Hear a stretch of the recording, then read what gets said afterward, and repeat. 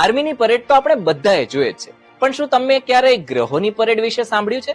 આજે સાંજે સૂર્યાસ્ત પછી સૌરમંડળના ગ્રહો એક લાઈનમાં ભેગા થશે અને એ પરેડ કરશે. અંતરિક્ષમાં 7 ગ્રહોની પરેડ ખૂબ જ દુર્લભ છે.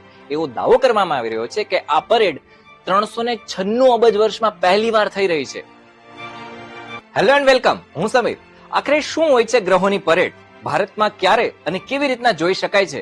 અને શું આ પહેલી વાર થઈ રહ્યું છે? જાણીશું આજના એક્સપ્લેનરમાં. આપણા સૌરમંડળમાં કુલ 8 ગ્રહ છે જે સૂર્યની આસપાસ ફરે છે. આમાંથી 2 અથવા એનાથી વધુ ગ્રહ જ્યારે એક લાઈનમાં આવી જાય તો આ ઘટનાને પ્લેનેટરી પરેડ કહેવામાં આવે છે. અમેરિકન સ્પેસ રિસર્ચ સેન્ટર સ્ટારવોક અનુસાર આ પરેડ 21 જાન્યુઆરીએ સૂર્યાસ્ત પછી જ શરૂ થશે. સૌરમંડળના 6 ગ્રહ એટલે શુક્ર, મંગળ, ગુરુ, શનિ, નેપચ્યુન અને યુરેનસ એક રેખામાં જોવા મળશે.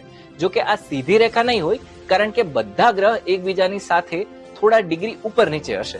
20 ફેબ્રુઆરીના રોજ થનારી ગ્રહોની પરેડમાં બુધ પણ સામેલ થશે. આમાં પૃથ્વી સિવાય સૌરમંડળના 7 ગ્રહોની પરેડ થશે. આમાંથી 4 ગ્રહો એટલે કે મંગળ, શુક્ર, ગુરુ અને શનિ ટેલિસ્કોપ વિના જોઈ શકાશે, જ્યારે નેપચ્યુન અને યુરેનસ જોવા માટે ટેલિસ્કોપ અથવા તો હાઈ પાવર દૂરબીનની જરૂર પડશે.